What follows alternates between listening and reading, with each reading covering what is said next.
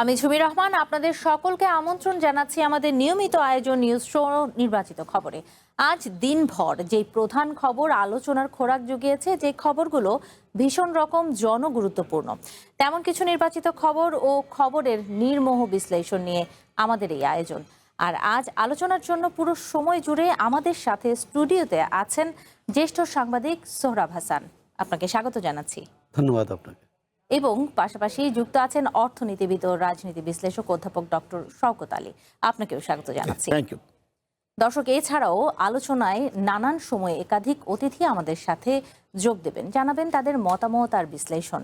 আজকের নির্বাচিত খবরে যে খবরটি নির্বাচন করেছি সেখানে বলা হচ্ছে, পদ্মা ব্যারেজ প্রকল্পের মতো শিগগিরই তিস্তা মহাপরিকল্পনাও একনেকে পাশ হবে, জানিয়েছেন পানি সম্পদ মন্ত্রী শহীদুদ্দিন চৌধুরী অ্যানি। তিনি জানান, কারিগরি কমিটির প্রতিবেদন পাওয়ার পরেই প্রকল্পটি একনেকে উঠবে। সকালে নীরফামারীতে তিস্তা ব্যারেজ ও তিস্তা নদীর ভাঙন দেখতে গিয়ে তিনি সাংবাদিকদের এই কথা জানান। এই সময় দুর্যোগ ব্যবস্থাপনা মন্ত্রী আসাদুল হাবিব দুলু বলেছেন, তিস্তা মহাপরিকল্পনা বাস্তবায়ন হলে এই অঞ্চলের শিল্প ও বাণিজ্যে ব্যাপক পরিবর্তন আসবে। এই বিষয়ে যে প্রতিবেদনটি আছে, চলুন দেখে আসি। তিস্তা মহাপরিকল্পনা বাস্তবায়ন সহ নদী ভাঙন রোধ ও পানির ন্যায্য হিস্সা আদায় ছিল উত্তরাঞ্চলের মানুষের দীর্ঘদিনের দাবি। তবে আর প্রতিশ্রুতি নয়, এবার বাস্তব রূপ দিতে বদ্ধপরিকর বর্তমান সরকার। শুক্রবার তিস্তা ব্যারেজ এবং নদী তীরবর্তী ভাঙন পরিস্থিতি সরজমিনে পরিদর্শনে যান পানি সম্পদ মন্ত্রী শহীদুদ্দিন চৌধুরী অ্যানি, দুর্যোগ ব্যবস্থাপনা ও ত্রাণ মন্ত্রী আসাদুল হাবিব দুলু এবং পানি সম্পদ প্রতিমন্ত্রী ফরহাদ হোসেন।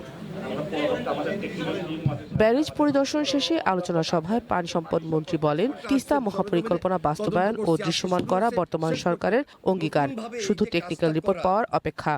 এই কাজটাকে দৃশ্যমান বাস্তবে নিয়ে আসা, এটা আমাদের প্রতিশ্রুতির অংশ। পদ্মা ব্যারেজ যেভাবে একটাকে পাশ হয়েছে, খুব শীঘ্রই আমাদের এই টেকনিক্যাল টিম কাজ করার পর দৃশ্যমান রিপোর্ট হবে একটাকে পাশ করানো, সেই কাজটাও আমরা দৃশ্যমান করে এখানে কাজ শুরু করবো ইনশাআল্লাহ। আর দুর্যোগ ব্যবস্থাপনা ও ত্রাণ মন্ত্রী বলেন, তিস্তা মহাপরিকল্পনা দৃশ্যমান হলে বদলে যাবে উত্তরাঞ্চলের অর্থনৈতিক চিত্র। আমরা এমন একটা প্রকল্প বাস্তবায়ন করতে চাই যার মাধ্যমে তিস্তার ভাঙন রোধ হবে, তিস্তা খনন হবে, লাখ লাখ হেক্টর জমি উদ্ধার হবে, কিভাবে এখানে পর্যটন এলাকা হিসেবে ঘোষণা করা হবে, কিভাবে স্যাটেলাইট শহর হবে, টোটাল একটা প্যাকেজের মাধ্যমে এটাকে আমরা তুলে আনতে চাই। এর আগে তিস্তা ব্যারেজের পাশে গাছের চারা রোপণ করেন 3 মন্ত্রী। One national desk. প্রতিবেদনটি আমরা দেখছিলাম। শুরুতে ডক্টর শওকত আলী, আপনার কাছে একটি প্রশ্ন রেখে শুরু করি, যে যেখানে তিস্তা মহাপরিকল্পনার কথা বলা হচ্ছে এবং তিস্তা মহাপরিকল্পনা হচ্ছে, তার মানে এই সরকারের এই বার্তার মধ্য দিয়ে কিন্তু সেটি একেবারেই ক্লিয়ার হলো। পাশাপাশি যদি বলি যে এই মহাপরিকল্পনাতে চায়নার একটি অর্থায়নের একটি প্রসঙ্গ রয়েছে, অথবা কারিগরিভাবে তারা যেভাবে যুক্ত, এই বিষয়টি নিয়ে কিন্তু বেশ দীর্ঘ একটি আলোচনা হচ্ছে। পাশাপাশি প্রতিবেশী ভারতেরও এই বিষয়টিতে উদ্বেগ জানানো, সবকিছু মিলিয়ে আসলে কি মনে হচ্ছে? জি, থ্যাংক ইউ। প্রথমে আমি চ্যানেল ওয়ানের কর্তৃপক্ষ তাদেরকে ধন্যবাদ জানাই। আমি যুক্তরাষ্ট্রে যেহেতু থাকি, চ্যানেল ওয়ানকে যখন অমানসিকভাবে এদের কলাকৌশলী থেকে সবাইকে যেভাবে অন্যায়ভাবে ফ্যাসিস্ট গভর্নমেন্ট সব কিছু ভেঙে চুরে একেবারে লুটপাট শুরু করে, তখন আমরা প্রচণ্ড প্রতিবাদ করেছিলাম। আজকে সেই চ্যানেলকে আপনারা নতুনভাবে সাজিয়েছেন, এর কলাকুশলী এবং কর্তৃপক্ষকে আমি ধন্যবাদ জানাই এবং আশা করি ভবিষ্যতে আর কোনো স্টেশন যাতে এই ধরনের নির্মম পরিস্থিতির শিকার না হয়। আমি আরও খুশি, আমি যখন দৈনিক দেশে আজ থেকে অনেক বছর আগে, 40 বছর, I was young journalist, editorial staff under Sanaullah Noori. Sourav ভাই ছিলেন আমাদের সাথে এবং বহু টক শো এই সময় করেছি। তাকে আজকে পেয়ে আমি অত্যন্ত খুশি। আপনাদের সবাইকে ধন্যবাদ। তিস্তা ব্যারেজের যে বিষয়টা আপনি নিউজটা এখন দেখাচ্ছেন, এটা আমরা আগেও জানি, এই নিয়ে বহু আলোচনা হয়েছে। সদিচ্ছার অভাবে ফ্যাসিস্ট সরকার কখনো এগিয়ে আসেনি। আপনি যে কথা বলছেন, এর পার্শ্ববর্তী দেশ তাদের তো অনীহা ছিলই, সেগুলো ওই সময়কার বিষয়। এখন আমাদের মাননীয় প্রধানমন্ত্রী তারেক রহমান যে সাহসিকতার পরিচয় দিয়েছে, আমরা ইন্টারন্যাশনাল বহু নিউজ পেপারও দেখেছি যে ন্যাক্কারজনকভাবে আমাদের নিজস্ব ভূখণ্ডে আমাদের করার যাই করি না কেন, আমাদের করার অধিকার আছে, কিন্তু তারা বাধা সৃষ্টি করেছে।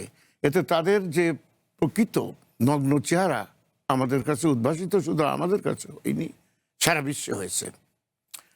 এটা তো আমরা জানি যে নর্থ বেঙ্গল বা সাউথ নর্থ বেঙ্গল যেটা আমরা বলি, আপনার দক্ষিণ পূর্ব বাংলা, দক্ষিণ বা উত্তর বাংলা, এটা আমরা বলি ফুড বাস্কেট। আমাদের দেশের খাদ্য খাবার ভেজিটেবলস এগুলো সেখান থেকে আসে, অথচ আমরা দেখি যে বছরের পর বছর অবহেলার কারণে আপনি দেখেন যে তিস্তা পাড়ের মানুষদের কি দুর্বল, তাদের দুর্বিষহ জীবন শুধু না, ফসলাদি ক্ষতি, জানমাল ক্ষতি, চলতে পারে না, তাদের দুর্ভিক্ষ সবসময় লেগে থাকতো। আমরা বর্তমান সরকারের এই যে সাহসিক পদক্ষেপকে দারুণভাবে স্বাগত জানাই। এবং আমরা যে স্বাধীন সার্বভৌমত্ব একটা দেশ, এবং আমরা আমাদের নিজস্ব অর্থায়নে করব। যদিও আপনি বলেছেন যে চাইনিজ টেকনিক্যাল বিষয়, চায়নাতে শত এই ধরনের ব্যারেজ আছে।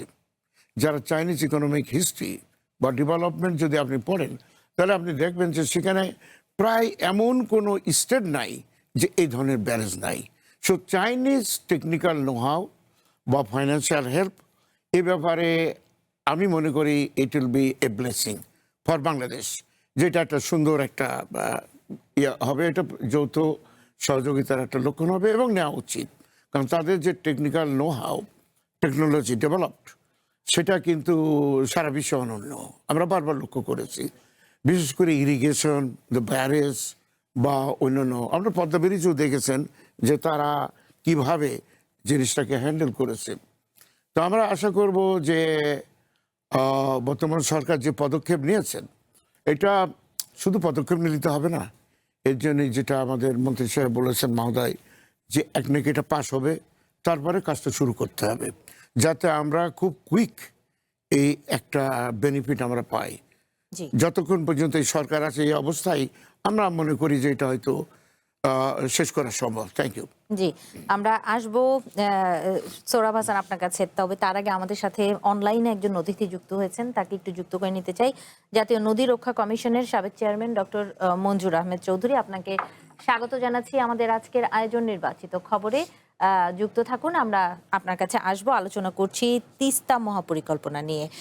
সোহরাব হাসান, আপনার কাছে এই প্রশ্নটি রাখতে চাই, শুরুতে যেই প্রেক্ষাপটগুলো বললাম, সেই দিক থেকে কি তিস্তা মহাপরিকল্পনাকে ভূ রাজনৈতিক ভাবেও গুরুত্বপূর্ণ মনে হচ্ছে?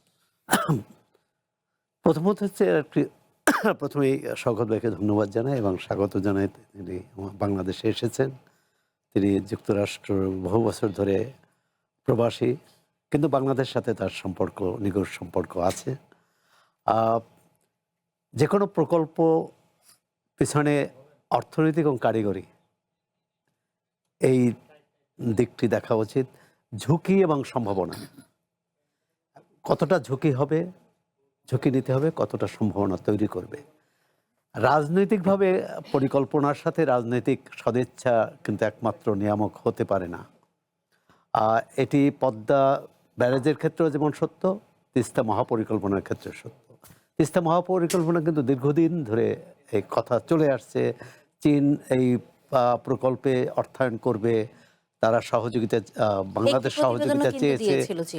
চীনের পক্ষ থেকে একটি পরিকল্পনা দেওয়া হয়েছে। এখন বাংলাদেশ এই যে একনেকে যে প্রস্তাব তুলতে যাচ্ছেন, সেটি কি চীনা পরিকল্পনারই অনুরূপ না আলাদা?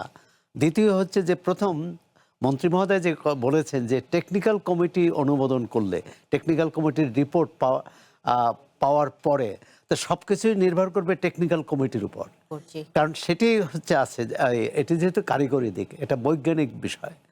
এখানে রাজনৈতিক বাদানুবাদ বা রাজনৈতিক প্রতিপক্ষ দেখাটা বড় নয়। দ্বিতীয় হচ্ছে এটা তো তিস্তা নদীর উপর এই ব্যারেজটা, এই পরিকল্পনাটা হবে। সেই পরিমাণে ব্যারেজও থাকতে পারে, একটা ব্যারেজ তো আছে। আর সেটাও কিন্তু এই একই উদ্দেশ্যে করা হয়েছিল হোসেন মোহাম্মদ এরশাদের সময়, যে এখানে পানি আটকে বা যে পানি আটকে রেখে বর্ষার মৌসুমে যখন বেশি পানি হয় সেটা আটকে রেখে কিভাবে সেটি সেচের কাজে ব্যবহার করা যায়। এখন যেটা হচ্ছে যে এই গত 30 বছরে তো পানির প্রবাহ কমে গেছে। এখন আমরা এখানে যে পরিকল্পনাই করি, পানির প্রবাহ যদি না থাকে তার সুফল কিন্তু পাবো না।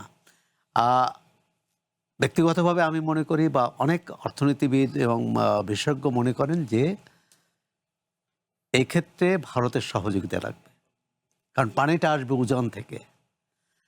একইভাবে আমরা যে কথাটি বলতে পারি, তবে ভারত কি সহযোগিতা আদৌ তিস্তা নিয়ে না করছে বা সহযোগিতা তো করবে? করতেই হবে, এটা যে আন্তর্জাতিক নদী। একইভাবে ভারত তো ব্রহ্মপুত্রের উজানে যে চীন একটি প্রকল্প নিয়েছে, তারাও একটি মহাপ্রকল্প নিয়েছে, মানে বাদ দিবে, জি, সেখানে এটা ভারত নিয়েও ক্ষতিগ্রস্ত আমাদের হবে। আজকে আলোচনা এবং রয়েছে। ওই প্রশ্নে কিন্তু ভারত বাংলাদেশের সহযোগিতা চাচ্ছে, জি। যে এই উদ্বেগটা যাতে যৌথভাবে হয়, বাংলাদেশ এবং ভারত। একইভাবে আমরাও বলবো যে ভাটির দেশকে তারা বঞ্চিত করতে পারে না, কারণ এই পানিটা কোথায় যায়? শেষ পর্যন্ত বাংলাদেশের উপর দিয়ে বঙ্গোপসাগরে যায়। যদি ধরুন এই পানি না যেতে পারত, তাহলে ভারত ডুবে যেত। তো সুতরাং আমরা যেমন ভারতকে ডুবাতে চাই না, তেমনি ভারতও কোনোভাবে পানিহীন পানি করে- না দিয়ে আমাদের মারতে পারে না। জি। সুতরাং এটি হতে পারে আরেকটি এরকম যৌথ ব্যাপার, যেটি হওয়া উচিত ছিল বা হওয়া উচিত এখনো মনে করি, যে এই যে অভিন্ন নদীগুলো, এর সংশ্লিষ্ট যতগুলো দেশ আছে, চীন, নেপাল, ভুটান, বাংলাদেশ, এই 4টি দেশের একটা যৌথ পরিকল্পনা হওয়া উচিত। এবং সেটা হচ্ছে এই অভিন্ন নদীগুলোর পানি প্রবাহ কিভাবে নিশ্চিত করা যায়। এক্ষেত্রে যার যার হিস্সা পাবে, এবং এই পারস্পরিক সহযোগিতা হলে ভারতও লাভবান হবে, বাংলাদেশও লাভবান হবে, চীনও লাভবান হবে। তবে এই ধারণাটা কি ভারতের মাথায় আসে না, বা তাদের যে এই যে বিভিন্ন সময় উদ্বিগ্ন প্রকাশ, অন্য দেশ এই যে একটি না, সমন্বিত তাদের এটা প্রথমত হচ্ছে যে প্রয়োজন পানি, তার চেয়ে পানি কম আছে, বা যখন প্রয়োজন নয় তখন কিন্তু পানি বা অনেক পানি, বেশি পানি আসে।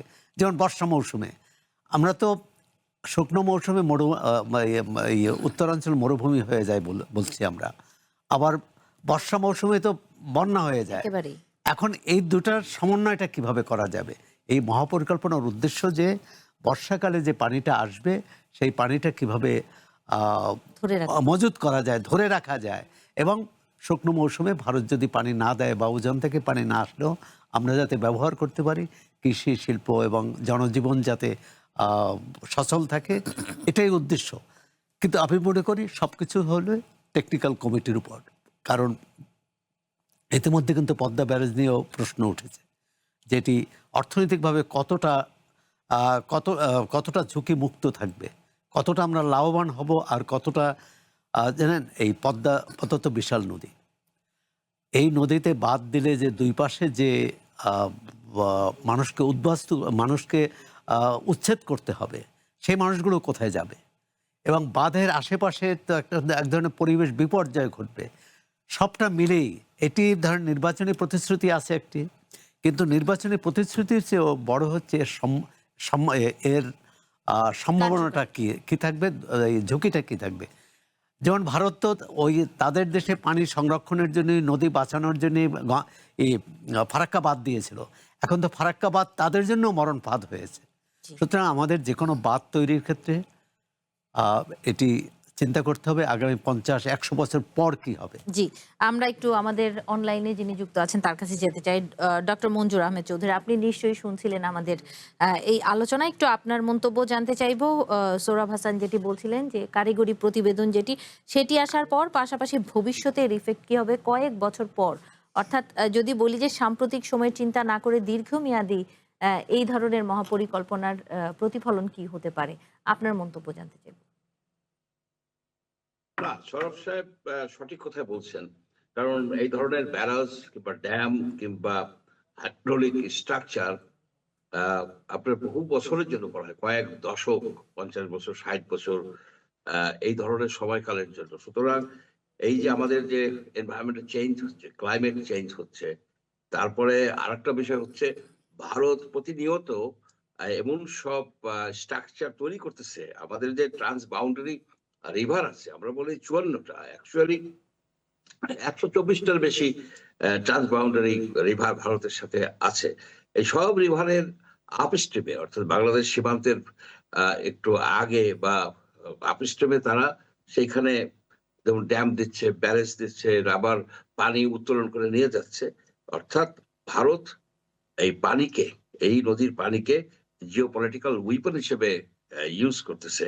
যেটা আপনি দেখেন যে সিন্ধু, যে ঝেলাম এবং বিয়াস নদীর পানিকে তারা কিন্তু এক্স্যাক্টলি ওই জিওপলিটিক্যাল উইপন হিসেবে তারা ইউজ করতেছে। এবং ন্যাচারালি আমাদের বাংলাদেশের একটা হচ্ছে যে টোটাল যে পানিটা আসে, প্রায় 1100 বিলিয়ন কিউবিক মিটার পানি পদ্মা, গঙ্গা, মেঘনা দিয়ে আসে, যেটা মেঘনা মোহনা দিয়ে চলে যায়। তার 90% পানি আসে কিন্তু বর্ষাকালে, 10% পানি আসে শীতকালে ন্যাচারালি। এই শুষ্ক মৌসুমে ভারত আবার পানি আপনার কমিয়ে দেয়। যেমন তিস্তার কথা বলা হচ্ছে, তিস্তায় গজলডোবা নামক একটা স্থানে আপনার ওই শিলিগুড়ির ওই দার্জিলিং এর ওইদিকে তিস্তা নদীর এখানে একটা বিশাল ব্যারেজ করছে। সেই ব্যারেজের মাধ্যমে তারা দুই দিকে নদীর দুই পারেই তারা লিঙ্ক ক্যানেল করে পানি নিয়ে চলে যাচ্ছে, যেখানে তিস্তার পানি নিয়ে যাচ্ছে মহানন্দাতে। সবচেয়ে হচ্ছে যেটা ব্ল্যাটেন্ট violation of all international norm, সেটা হচ্ছে এক নদীর পানি কিন্তু অন্য নদীতে নেওয়া যায় না। এটা তারা সেটাই করছে। আপনারা হয়তো আমার কথা ঠিক মতো দেখতে পাচ্ছেন না, আমার এখানে এই মুহূর্তে কারেন্ট চলে গেছে। যাই হোক, আমি বলে যাচ্ছি যে এক অববাহিকার পানি, তিস্তা অববাহিকার পানি সম্পূর্ণটাই তারা মহানন্দে অববাহিকায় নিয়ে যাচ্ছে। এটা একটা দুর্ভাগ্যজনক। এবং ভারত কিন্তু ইন্টারন্যাশনাল নদী বিষয়ে কোনো আইন মানে না। আমরা যেমন গঙ্গায় শুধুমাত্র বলে যাচ্ছি যে ফারাক্কার কথা, এরকম 7টা ব্যারেজ তারা তৈরি করছে আপস্ট্রিমে। এই যে গঙ্গার যে আপস্ট্রিম, যেখানে আপনি ধরেন ওই উত্তরখণ্ডে তারা অনেক ড্যাম করে আপনার ওই 3000 মেগাওয়াট বিদ্যুৎ উৎপাদন করে। তারপরে অসংখ্য ওয়াটার উইথড্রয়াল তাদেরই আছে, কৃষি আছে। আরেকটা বিষয় হচ্ছে যে এই বিষয়টা আমাদের জন্য গুরুত্বপূর্ণ, যেটা সৌরভ সাহেব বলছেন যে বাংলাদেশ, ভারত, নেপাল, ভুটানও কিছুটা, কারণ ভুটানের থেকে সুবনশিরি নদী এসে পরে যোগ দেয় আপনার ব্রহ্মপুত্রে। আর আমাদের যে গ্রীষ্মকালে যে পানিটা আমরা পাই, অর্থাৎ গঙ্গার যে লোয়ার রিচ, বিহার, বাংলা এবং পশ্চিম বাংলা, এই জায়গার 75% ফারাক্কা পয়েন্টে গ্রীষ্মকালে 75% পানি আসে কিন্তু নেপাল থেকে। ঘাঘর নদী, কোশি নদী, গন্ডক নদী, নারায়ণী নদী, বিভিন্ন নদী থেকে এই পানিগুলি বিহার এবং পশ্চিম বাংলা হয়ে বাংলাদেশের এই গঙ্গা যোগ হয়, সেখানে পানিটা আসে। কিন্তু নেপালের সাথে আমাদের কিন্তু কোন রকমের এই চুক্তির বিষয়ে কোনো আলোচনা করা হয় না। অর্থাৎ ডক্টর মঞ্জুর চৌধুরী, আমরা এই আলোচনায় আবারও ফিরবো। আমাদের একটি বিরতির সময় হয়েছে, বিরতি নিয়ে এই আলোচনায় আপনার কাছে আবারও আসছি। দর্শক, নির্বাচিত খবরে একটি বিরতি নিচ্ছি, সাথেই থাকুন।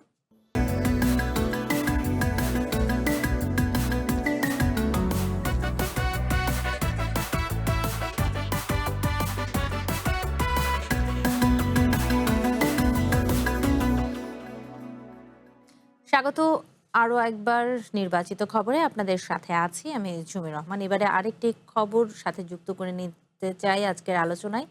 সেটি হচ্ছে ইয়ারলুং সাংপো বা ব্রহ্মপুত্র নদীতে বিশ্বের বৃহত্তম হাইড্রো ইলেকট্রিক বাঁধ নির্মাণ প্রকল্প শুরু করেছে চায়না।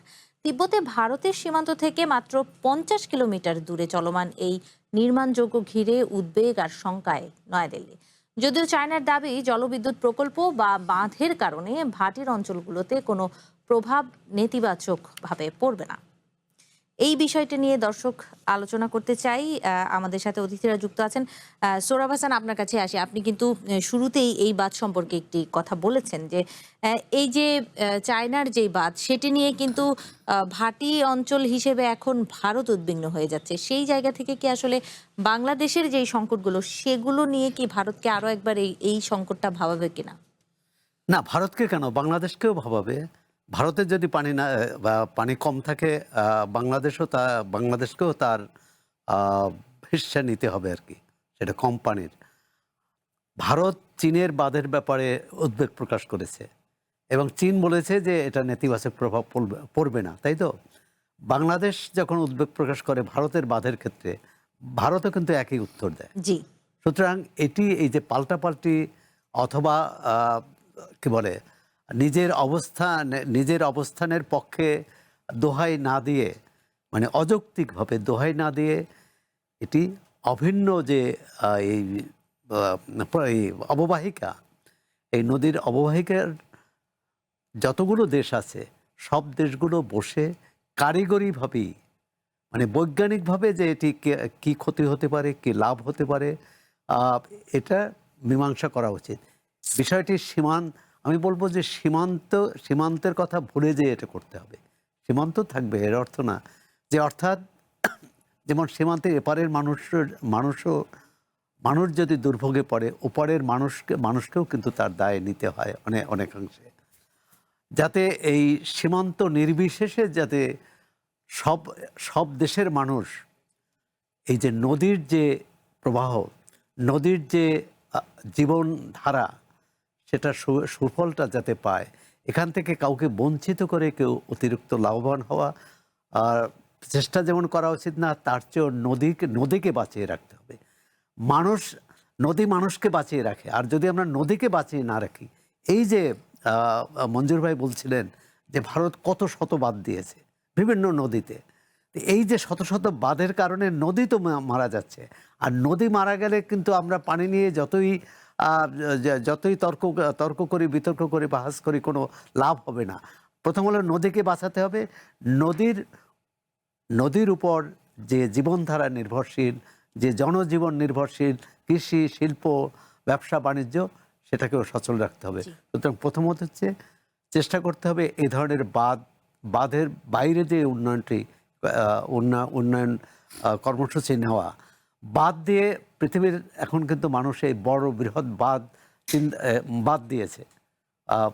অতীতে যারা বড় বড় বাঁধ দিতেন সেখান থেকে মানুষ সরে এসেছেন, কিন্তু আমরা ভারতবর্ষ বা চীন, বাংলাদেশ, আমরা বাঁধকেই একমাত্র কি বলে উন্নয়নের চাবিকাঠি মনে করছি। আমরা তো কাপ্তাই বাঁধ দিয়েছিলাম এবং খুবই সামান্য এই বাদটা কি তাহলে তারা একটি দেশের সাথে আরেকটি দেশে নিজের স্বার্থ জিতিয়ে নেওয়ার একটি না, স্বার্থ না, এখানে পরিবেশ বিজ্ঞানী বা অর্থনীতিবিদদের মধ্যেও তো মতভেদ আছে নানা রকম। এটা আপনি দেশের ভিতরেও তো ভারতে তো বাংলাদেশের সাথে যে অভিন্ন নদী আছে, ভারতে আন্তঃরাজ্য যে নদীগুলো আছে তার মধ্যে কত বছরের পর বছর ধরে কিন্তু যুদ্ধ চলছে, মানে তর্ক বিতর্ক, বিরোধ, এবং সেখানেও কিন্তু আন্দোলন হচ্ছে। তো সুতরাং আমরা এই রাজনৈতিক বিবেচনার বাইরে থেকে যদি বিষয়টি দেখি, সেটা সব দেশকেই দেখতে হবে। কারণ এরকম সহজ কোনো সমাধান নাই যে আমরা জাতিসংঘে গেলেই এর সমাধান পাবো, যে ভারত রাজি না হলে। আমরা এই গঙ্গার পানি নিয়ে কিন্তু ভারতে গিয়েছিলাম, কিন্তু শেষমেশ চুক্তিটা করতে হয়েছে দ্বিপক্ষীয়ভাবেই। আর যেটি উদ্বেগের কথা এই মুহূর্তে, সেটি হচ্ছে গঙ্গার যে পানি চুক্তি আছে 30 বছর মেয়াদি, সেটি এই ডিসেম্বরে শেষ হচ্ছে, মাত্র কয়েক মাস সামনে আছে। এর মধ্যে যদি অন্তত এটা যদি আমরা মেয়াদ বাড়াতে না পারি, তাহলে কিন্তু আমরা ভীষণ বিপদে পড়ব। জি, এবারে ডক্টর শওকত আলী, আপনার মন্তব্য জানি। আসলে এই যে নদী নিয়ে বা নদী ব্যবস্থাপনা নিয়ে বিভিন্ন দেশের যে অবস্থান এবং উদ্বেগ প্রকাশ, আসলে কি সমাধানের দিকে কেউ যাচ্ছে, নাকি একটি দেশ আরেকটি দেশের বিপক্ষে তাদের যেই স্বার্থগুলো আছে সেগুলোর উদ্ধারের চেষ্টা করছে? যে প্রশ্নটি আমি সৌরভ হাসান করছি। না, এখানে যে আলোচনা সৌরভ ভাই বলেছেন ভালো, মঞ্জুর আহমদ সাহেবও বলছেন, কিন্তু দেখেন আপনি এই নীতি কথা, মোরালিটি, মানবিক চিন্তা ভাবনা কার সাথে করবেন? যদি কেউ না শুনে, আমার মনে আছে শহীদ রাষ্ট্রপতি জিয়া রহমানের সময় আব্বাস এটি সাহেব যৌথ নদী কমিশনের পক্ষ থেকে বহুবার দিন দরবার করেছিলেন, নয়াদিল্লিতে উনি যেতেন, সৌরভের মনে থাকার কথা, করে কিছুটা উপকার হয়েছিল। কিন্তু আপনি যে কথাটা বলছে ভারত যদি মনে করে, সে তো প্রকাশ্যে বলছে যে আমি প্রয়োজন বোধে তোমার এই নদীগুলোর ভিতরে পানি না দিয়ে কুমির দেবো, সাপ ছেড়ে দেবো, তোমার মেরে ফেল দেবো। আবার আপনি ওদিক থেকে ভিড়ে এসে গান গাতি গাতি ঢুকবেন, একই বাতাস, একই যন্ত্রণা, একই বেদনা। আমার যন্ত্রণার সময় আপনি গান গাইবেন আর আমি চুপ করে বসে থাকবো, ইট ইজ নট অ্যাকসেপ্টেবল।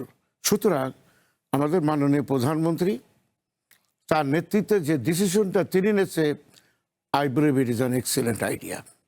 আমাদের কাজ আমাদের করতে হবে। ব্রহ্মপুত্র ব্যারেজ করে ভারতের সাথে চীন কি আলাপ করেছে আমরা জানি না, but that is the right thing.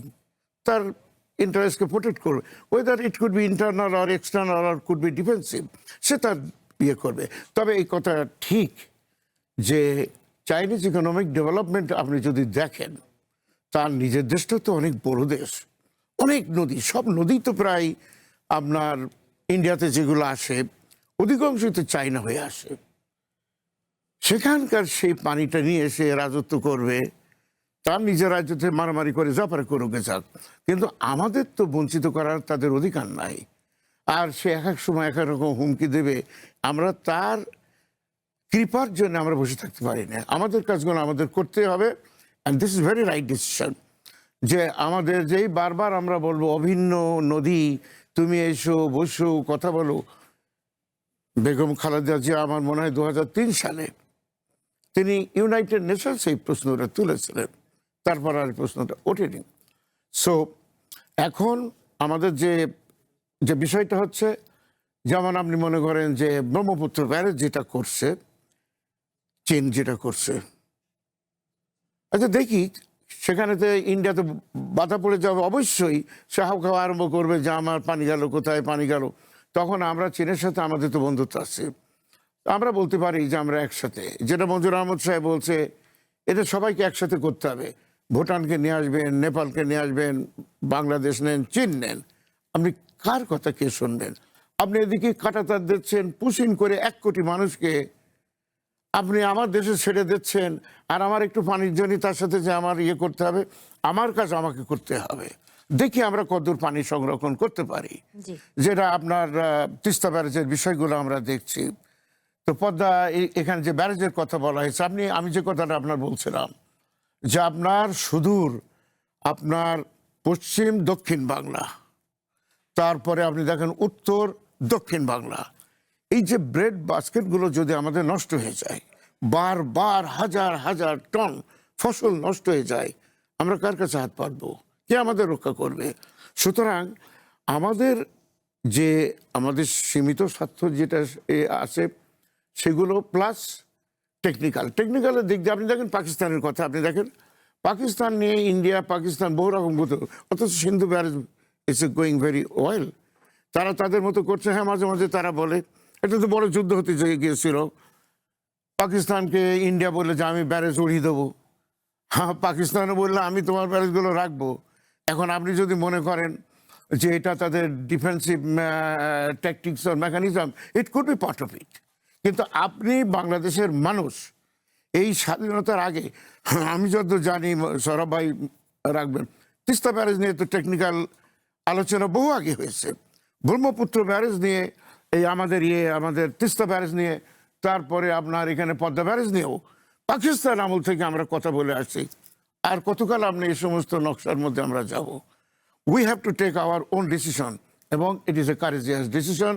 আমি মনে করি তারেক রহমান যে সিদ্ধান্ত নিয়েছে এটা ইমপ্লিমেন্ট করা উচিত অ্যাজ সুন অ্যাজ পসিবল। আমাদের বেঁচে থাকার জন্য আমাদের সব কিছু করতে হবে। পরে আমরা দেখি যদি ভারত এগিয়ে আসে ভালো, চীনের সাথে আমাদের বন্ধুত্ব করতে হবে, তাদের technical know how plus economic যে অ্যাসিস্ট্যান্ট, এগুলো আমাদের দরকার। সুতরাং আমার মনে হয় ইট is A right direction and it is the right time, this is the best time to do G, something. আমরা একটু ডক্টর মঞ্জুর আহমেদ চৌধুরীর কাছে যেতে চাই। যেই আলোচনাটি করছিলাম এখানে আপনি কিছু যুক্ত করতে চান কিনা? পাশাপাশি চীনের যেই বাঁধটি দেওয়া হচ্ছে সেটির কারণে বাংলাদেশেও এর প্রভাব পড়তে পারে কিনা?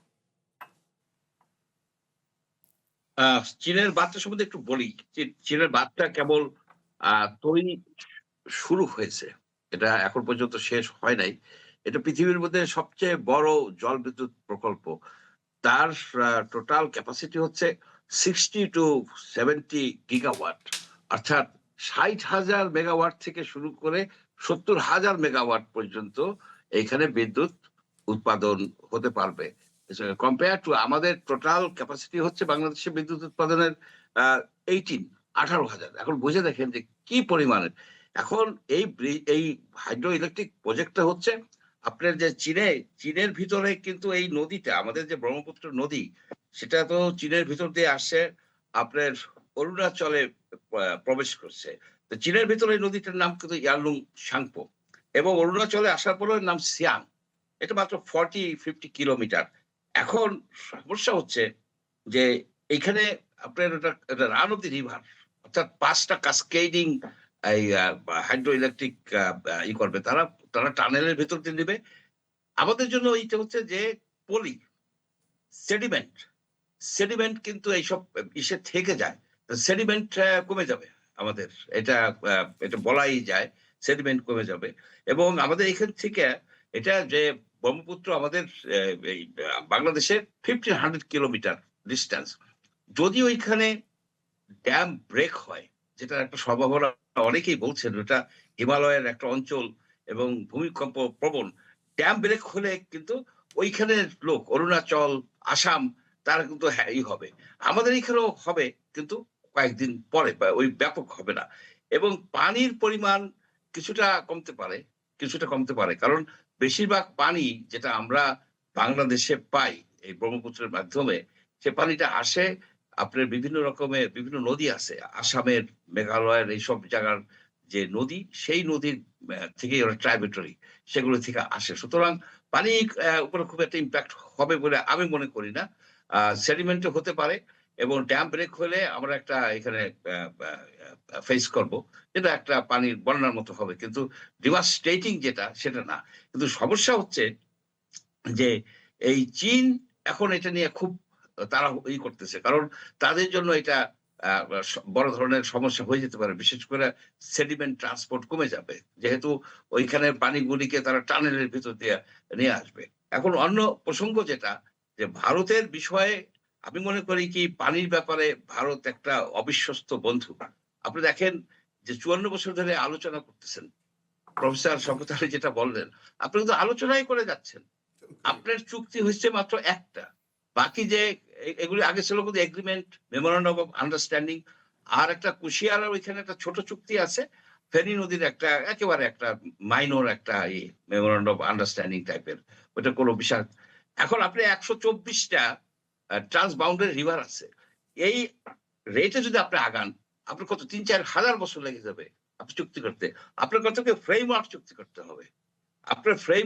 করতে হবে, এবং এই যে UN convention on water course, সেটা 97-এর, সেটাতে আমাদের ইমিডিয়েটলি সাইন করা দরকার। সাইন করলে আমাদের একটা লিগাল আসবে, ভিত্তি আসবে। কিন্তু আমরা কেন সাইন করতেছি না আমি জানি না। শেখ হাসিনা আমলে তো করেই নাই, কারণ ভারত ওটাকে ওই চুক্তিতে ইউএনএই ভোট দিছে এগেইনস্টে। তারা সবসময় বাইল্যাটারাল চায়, কিন্তু বাইল্যাটারাল হলে হবে না। আমাদেরকে এখন যে এই চুক্তিটা, বর্তমানে যে চুক্তিটা আছে, এই চুক্তিটা আমি মনে করি টেম্পোরারি, আপনার শর্ট টার্মের জন্য এক্সটেন্ড করা দরকার। চুক্তি ছাড়া থাকা সবচেয়ে খারাপ অবস্থা। চুক্তি ছাড়া আমরা 8 বছর ছিলাম এই পর্যন্ত, 96 পর্যন্ত। বর্তমান চুক্তি খুব ভালো না। এই বর্তমান চুক্তিতে আমাদের সমস্যা হচ্ছে না, মানে সমস্যা পূরণ হচ্ছে না, সমস্যার সমাধান হচ্ছে না, কিন্তু চুক্তি না থাকলে একেবারেই সমস্যা মধ্যে আমরা পড়ে যাব। পানি তো আরো কমে গেছে। আর একটা জিনিস হচ্ছে, আমরা যে চুক্তিগুলি করব, সেই চুক্তির রূপরেখা হচ্ছে যে আপনার শুধু ফারাক্কা পয়েন্টে না, আপনার সারা এই গঙ্গায় যে পানি আছে তার অডিট করতে হবে, এনভায়রনমেন্টাল ফ্লো এনশিওর করতে হবে, আরবিট্রেশনের ব্যবস্থা থাকতে হবে, এবং নেপালকে যে কোনো প্রকারই হোক আনতে হবে। কারণ শুষ্ক মৌসুমে তো আমাদের সমস্যা। শুষ্ক মৌসুমে 75% পানি আসে আপনার নেপালের নদী থেকে, ওইগুলি হচ্ছে গঙ্গার ট্রাইবেটরি। সবকিছু মিলাইলে আমাদের 2-3 বছর লাগবে। আর এই ভিগোরাস ডিপ্লোমেসি করা দরকার। ওই যে শুধুমাত্র বৈঠক ভিত্তিক একটা জেআরসি আছে, জয়েন্ট রিভার কমিশন, বৈঠক ভিত্তিক, তার কোনো পার্মানেন্ট কোনো নাই, সচিবালয় নাই। সেইখানে একটা দরকার হচ্ছে এমন একটা ইউনিট, একটা পানি কূটনীতিক ইউনিট করা দরকার। সেই ইউনিটে থাকবে ডিপ্লোম্যাটরা থাকবে, ফরেন সার্ভিসের হাইড্রোলজিস্টরা থাকবে, ইকোলজিস্টরা থাকবে, ইন্টারন্যাশনাল রিভার আইনের যারা এক্সপার্টিস আছে তারা থাকবে। এই ধরনের মিলিয়ে যদি আপনি একটা টিম করেন, এই টিমের আমাদের দরকার, কারণ পানি হচ্ছে আমাদের সবচেয়ে বড় ইস্যু হয়ে দাঁড়াইছে। এই জি। ওয়াটার ইস্যুটাকে আরো বেশি গুরুত্ব দিতে হবে। আরেকটা বিষয় সেটা হচ্ছে যে আমাদের একটা জাতীয় নীতি থাকা দরকার, যে পানির ব্যাপারে আমরা স্বয়ং সম্পূর্ণ হব। আমাদের একটা সুযোগ আছে, বর্ষাকালে যে পরিমাণ পানি আসে এই বাংলাদেশের ভিতর দিয়া টোটালি 1100 বিলিয়ন কিউবিক পানি চলে যায় প্রতি বছর। এর যদি একটা অংশ আমরা ধরে রাখতে পারি, বিশেষ করে ছোট ছোট নদীগুলিকে এমব্যাঙ্কমেন্ট করে রাবার ড্যাম দিয়ে যদি আমরা পানি ধরে রাখতে পারি এই অক্টোবর নভেম্বরের দিকে, সেই পানিটা আপনি রিলিজ করবেন চলতি বৈশাখ মাসে। জি, আপনি কিন্তু কিছুটা হলেও সমস্যার সমাধান করতেছেন। পানির ডক্টর ব্যাপারে মঞ্জুর আহমেদ চৌধুরী, আপনাকে ধন্যবাদ। আলোচনা আজকের এই সংবাদের যে নির্ধারিত আলোচনা সেটা এখানে শেষ করছি। আপনাকে ধন্যবাদ জানাচ্ছি আমাদের সময় দিয়েছেন সেই জন্য। দর্শক, নির্বাচিত খবরে আরেকটি বিরতি নিচ্ছি, সঙ্গেই থাকুন।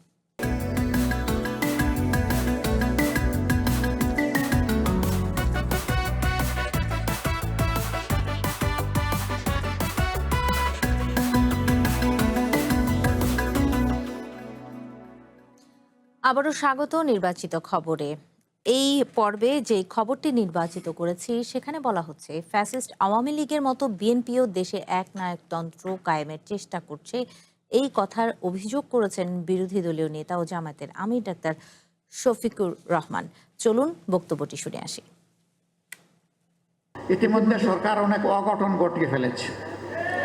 কেন্দ্রীয় ব্যাংকের গভর্নর নিয়োগ, ইসলামী ব্যাংক সহ বিভিন্ন ব্যাংকের দিকে কালো হাত, জেলা পরিষদের মতো গুরুত্বপূর্ণ জায়গায় নিজেদের দলীয় ক্যাডার এবং নেতাদেরকে প্রশাসক হিসেবে বসিয়ে দেওয়া, এইভাবে একটা দলীয় শাসন, একদলীয় শাসন বাংলাদেশে কায়েম করার চেষ্টা করা হচ্ছে। শত বাধা উপেক্ষা করে আমরা অসৎ নেতৃত্বের পরিবর্তন ইনশাআল্লাহ বাংলাদেশে করব। এই খবরটি নিয়ে আলোচনা করব, পাশাপাশি আরেকটি খবর যুক্ত করে নেই। আগামী 23 জুন কার্যক্রম নিষিদ্ধ আওয়ামী লীগের প্রতিষ্ঠা বার্ষিকী ঘিরে দেশ জুড়ে সর্বোচ্চ সতর্ক থাকার কথা জানিয়েছে পুলিশ। সেই সংবাদটি আমরা না দেখে আমি একটু নিশ্চয়ই আপনারা জানেন, আমি এই আলোচনায় এটিও আনতে চাই যে বিভিন্ন সময়ে আমরা দেখেছি আওয়ামী লীগের যারা সদস্য রয়েছেন ঝটিকা কিছু তারা মিছিল করে করে তারা চলে যান, এবং এই প্রতিষ্ঠা বার্ষিকীকে কেন্দ্র করে আশঙ্কা করা হচ্ছে যে তারা আবারও মাঠে নামতে পারেন, যদিও তাদের কার্যক্রম নিষিদ্ধ। এই যে ঝটিকা যে মিছিল বা এই যে ছোট ছোট যে কাজ, এগুলোর মধ্য থেকে আসলে তারা যে ফিরে আসার বার্তাটি দিচ্ছে, সাধারণ মানুষের কাছে ক্ষমা না চেয়ে বা তাদের যে কার্যক্রম সেই বিষয়গুলোর যথাযথ ব্যাখ্যা না দিয়ে আসলেই কি এভাবে করে আওয়ামী লীগ ফিরে আসতে পারে কিনা? ডক্টর শওকত আলী, আপনার কাছে আগে আসি। It's impossible. আপনি শব্দটাই বলা হয়েছে ঝটিকা। এই ঝড়ের মতো আসবে, ঝড়ের মতো দৌড় মারবে।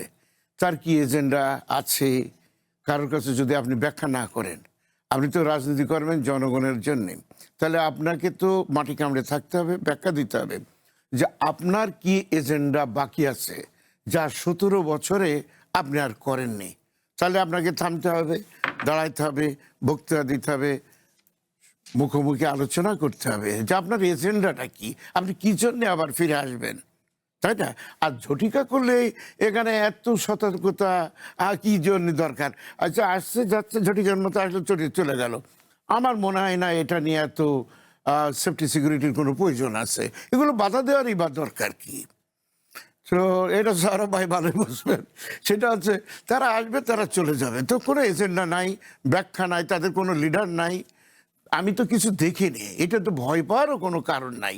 কারণ আপনি যখন দাঁড়াবেন, আপনার নিজস্ব যে এজেন্ডা যেটা আপনি বাস্তবায়ন করতে পারেননি 17 বছর বা তারও আগে, সেটা নিয়ে আপনি ফিরে আসবেন। আপনার বয়ানটা কি আমি শুনতে চাই। আপনি যদি না দাঁড়িয়ে মারেন দৌড়। জি, পাশাপাশি আরেকটি প্রসঙ্গ রাখতে চাই যে এই যে জামায়াতের আমিরের যে বক্তব্যটি আমরা কিছুক্ষণ আগে শুনলাম, যে তিনি বলছিলেন ফ্যাসিস্ট আওয়ামী লীগের মতো একনায়কতন্ত্র বিএনপি কায়েম করতে চায়। এই যে যতটুকু সময় এই সরকারকে দেখেছেন, আসলেই কি মনে হচ্ছে যে বিএনপিকে এখনই সেই দিকে না না, আমি তা মনে করি না। উনি বলেছেন, আমি দেখছি যে কতগুলো উদাহরণ তিনি দিয়েছেন। প্রশাসনিক যে বিষয়গুলো আমি দেখেছি, অনেকগুলো ক্ষেত্রে কিন্তু তৎকালীন আপনার তত্ত্বাবধায়ক সরকার বা ইন্টারিম গভর্নমেন্ট তারা কিন্তু অনেক বাকশালী লোকজনকে সরায়নি, এটা আমি নিজে দেখেছি। সচিবালয় থেকে শুরু করে আপনারা জানেন সব জায়গায় তারা রয়ে গেছিল। এখন বিএনপি ক্ষমতায় আসার পরে সেই সব লোকদেরকে যদি সরানো হয়, আমি তো মনে করি না নাথিং রং। তবে সরকারকে অবশ্যই বলতে হবে যেটা কতদিনের জন্যে, যে এই প্রশাসনিক যে দায়িত্বভার তাদের দেওয়া হয়েছে, যদি আপনি বলেন আনটিল দি নেক্সট ইলেকশন, তাহলে ইলেকশনের একটা কথা বলতে হবে। তা না হলে এই ধরনের তো লোকের মনে সন্দেহ হবে যে তাহলে কি এভাবে ঢুকে আস্তে আস্তে আওয়ামী লীগের মতো ক্ষমতা চিরস্থায়ী করার ব্যবস্থা করছে কিনা।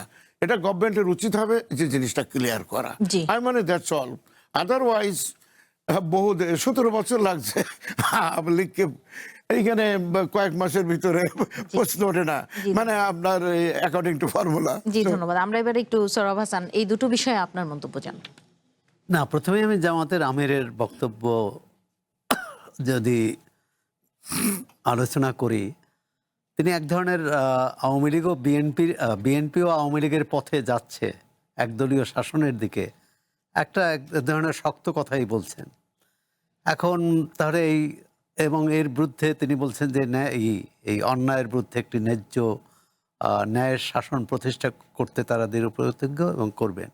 4 মাসের মধ্যেই একটি সরকারের বিরুদ্ধে এরকম শক্ত অবস্থান এবং একদলীয় শাসন প্রতিষ্ঠার ছায়া দেখছেন, তাহলে তো এখন বলতে হবে যে জামাত ইসলামী কি আওয়ামী লীগের বিরুদ্ধে যে আন্দোলন হয়েছিল 17 বছরের, এখন কি বিএনপির বিরুদ্ধে এরকমই আন্দোলন করবে, মানে রাস্তায়, যে বিএনপি সরকার উৎখাতের জন্য? জামাতের অনেক নেতা, এনসিপির অনেক নেতা কিন্তু সে কথা বলছেন। দ্বিতীয় হচ্ছে যে 23শে জুনকে সামনে রেখে আওয়ামী লীগ ঝটিকা মিছিল করেছে বিভিন্ন জায়গায়, এবং 2-1টি জায়গায় বেশ ককটেল ফাটিয়ে মিছিল করেছে, এবং তাদের মিছিল থেকে নারী সহ অনেককে ধরাও হয়েছে, গ্রেপ্তার করা হয়েছে। একটা পরিস্থিতি তৈরি হতে পারে।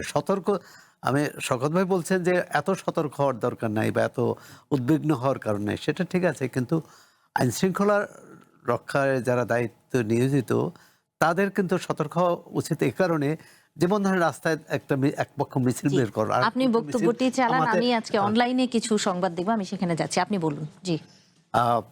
মানে এক পক্ষ মিছিল নামালো, আর এক পক্ষ মিছিল ঠেকাতে গেল, তখন তো একটা সংঘাত তৈরি হতে পারে। সেই সংঘাতময় পরিস্থিতি যাতে না হয়, আর সেটাও কিন্তু সরকারেরই দায়িত্ব, আইনশৃঙ্খলা রক্ষাকারী বাহিনীর দায়িত্ব। তবে একই সঙ্গে এটা মনে রাখতে হবে, যেমন 23 তারিখ কোনো মিছিল হলো না, কোথাও মিছিল বের করতে দেওয়া হলো না, কিন্তু এটা তো একটা রাজনৈতিক প্রশ্ন যে একটি দলের তার কার্যক্রম নিষিদ্ধ, দলটি কিন্তু নিষিদ্ধ না। জি। কিন্তু এই দলের যে কর্মী সমর্থক, সাধারণ যে সমর্থক আছেন, যাদের বিরুদ্ধে মামলা নেই, যাদের বিরুদ্ধে কোনো অভিযোগ নেই, যারা জেলে নেই, তারা তো গণতান্ত্রিক পরিবেশে তারা তো গণতান্ত্রিক তার কার্যক্রম চালাতে কেন বাধা থাকবে, সেটি দলীয়ভাবে হোক বা নির্দলীয়ভাবে হোক। তাদের কার্যক্রম কিন্তু যেটা অধ্যাদেশ করে কার্যক্রম নিষিদ্ধ করেছে। এখন ধরুন যে সামনে স্থানীয় সরকার নির্বাচন আসছে, এই নির্বাচন তো দলীয়ভাবে না, নির্দলীয়ভাবে হবে। তো যে আওয়ামী লীগ অন্য দলের সমর্থক যদি নির্বাচন করতে পারে, আওয়ামী লীগ সমর্থক নির্বাচন করতে পারবে না কেন? এই প্রশ্ন তো আসবে। যদি তার বিরুদ্ধে অভিযোগ না থাকে, তার বিরুদ্ধে মামলা না থাকে, তার বিরুদ্ধে হত্যার অভিযোগ না থাকে, লুটপাটের অভিযোগ না থাকে, অর্থ পাচারের অভিযোগ না থাকে, অর্থাৎ সাধারণ যারা আওয়ামী লীগের কর্মী সমর্থক, আওয়ামী লীগ তো একটা রাজনীতিকে ধারণ করে, বিএনপি যেমন একটা রাজনীতিকে ধারণ করে, জামাত ইসলাম একটা রাজনীতিকে ধারণ করে। আর সুতরাং রাজনৈতিক প্রশ্ন রাজনৈতিকভাবে মীমাংসা করতে হয়, এটা বল প্রয়োগ দিয়ে হওয়া সম্ভব না। এই বল প্রয়োগ দিয়ে আওয়ামী লীগ সরকার কিন্তু তার বিরোধী পক্ষকে দমন করতে চেয়েছিল, এবং সেটি তার মাসুল কিন্তু তারা দিয়েছে। সুতরাং আজকে যারা একই ভাষায় কথা বলে তাদেরও এ ব্যাপারে সজাগ থাকতে হবে বলে মনে করি। জি, ধন্যবাদ। আমরা একটু আজকের যেই অনলাইন পোর্টাল সেগুলো একটু দেখে আসতে চাই, সেখানে কোন খবরগুলো আসলে সুযোগ জায়গা পেল। লেবাননে যুদ্ধবিরতিতে রাজি হয়েছে ইসরায়েল ও হিজবুল্লাহ, জানালেন মার্কিন কর্মকর্তা। আমরা যেটি দেখছিলাম যে দীর্ঘদিন একটি মধ্যপ্রাচ্যের যেই সংকট, সেই সংকটের পরে লেবাননেও যুদ্ধবিরতিতে ইসরায়েলের অনেকটা শিথিল সুর। এখানে প্রতিমন্ত্রী শাহে আলমকে নিয়ে সংবাদ প্রকাশের জেরে হওয়া মামলায় সাংবাদিক কারাগারে, এই বিষয়টি নিয়ে একটু কেউ কিছু বলতে চান যদি? না, এটি তো খুবই এর পাশাপাশি আরেকটি খবর আছে যে প্রধানমন্ত্রী যে দুইটি ইউনিয়নের নাম বদল করা হয়েছিল প্রতিমন্ত্রীর ছেলের নামে, দুই ছেলের নামে, সেটি বন্ধ করতে বলেছেন। এটি একটি বার্তা নিশ্চয়ই এই ক্ষমতায় যে ক্ষমতাকে ব্যবহার করে যে প্রশাসনে হস্তক্ষেপ করা, সেটার বিরুদ্ধে একটা বার্তা মনে করি। আর একজন মন্ত্রীর বিরুদ্ধে যদি ভুল খবর থাকে অবশ্যই মামলা করতে পারেন, কিন্তু তাকে কারাগারে নিতে হবে। তার বিরুদ্ধে কোনো চার্জশিট হয়নি, তার বিরুদ্ধে কোনো মামলা হয়েছে কিন্তু অভিযোগপত্র দায়ের হয়নি বা তদন্ত হয়নি। তদন্তের পরে তিনি যদি দোষী সাব্যস্ত হন সেটা, এবং যে মামলাটি করেছেন কিন্তু ভুক্তভোগী করেননি। জি, প্রতিমন্ত্রীর বিরুদ্ধে নিউজ হয়েছে, সেই খবরটি যদি আমরা ধরে নেই যে এই খবরটি অসত্য ছিল, তাহলে প্রতিমন্ত্রী নিজে কিন্তু মামলা করে নাই, মানহানি মামলা করেছে তার একজন কর্মী সমর্থক। আমরা আওয়ামী লীগ সরকারের সময় দেখেছি এরকম হাজার হাজার কর্মী সমর্থক অনেক সম্পাদকের বিরুদ্ধে। প্রতিমন্ত্রী কিন্তু আবার তার একটি চিঠি দিয়ে বলেছেন যে আমার পক্ষ হয়ে কেউ যেন মামলা না করে, এই বার্তাটিও কিন্তু তিনি আজকে তাৎক্ষণিকভাবেই না, তারপর কারাগারে নিল কেন? জি জি জি, তাহলে তো প্রশ্ন হলো কারাগারে নিল কেন? মানে কথা হচ্ছে প্রতিমন্ত্রীকে খুশি করার জন্য মামলা করা হয়েছে, এবং সেই মামলা যারা আমলে নিয়েছে এবং অভিযুক্তকে, একটি পত্রিকার সম্পাদককে যে কারাগারে নিয়েছেন, তারাও সরকারকে খুশি করতে চেয়েছে। তাহলে তো আমরা দেখলাম যে সেই আওয়ামী লীগ আমলের রাজনৈতিক সংস্কৃতি এখন এই ধারাটি কোন কোন ক্ষেত্রে দেখা যাচ্ছে এখন। যে আমরা যদি আরেকটি পত্রিকায় চলে যেতে চাই, আরেকটি অনলাইন পোর্টালে বিবিসি নিউজের যেই খবরগুলো, সুইস ব্যাংকে বাংলাদেশিদের অর্থের পরিমাণ অনেক বেশি বৃদ্ধি পেয়েছে, সেটি কিন্তু আমরা সংবাদটি দেখছিলাম যে প্রায় 41% বেড়েছে। 41%। এখন তো আওয়ামী লীগ গত 2 বছর তো আওয়ামী লীগ ক্ষমতায় ছিল না। আওয়ামী লীগ তো 24শে গণ অভ্যুত্থানের মধ্যে তারা ক্ষমতা থেকে বিদায় নিয়েছে। তারা তো লুটপাট করে দেশের বাইরে টাকা নিয়েছে, এটা তো বড় অভিযোগ এবং মামলাও হয়েছে অনেক। কিন্তু এই গত দেড় বছরে এখানে তো 2025-এর হিসাবটা, 25-এ কিভাবে 2024 থেকে 2025-এ কিভাবে 41% অর্থ বেড়ে গেল সুইস ব্যাংকে বাংলাদেশিদের ব্যক্তিগত বা এই প্রতিষ্ঠানের নামে।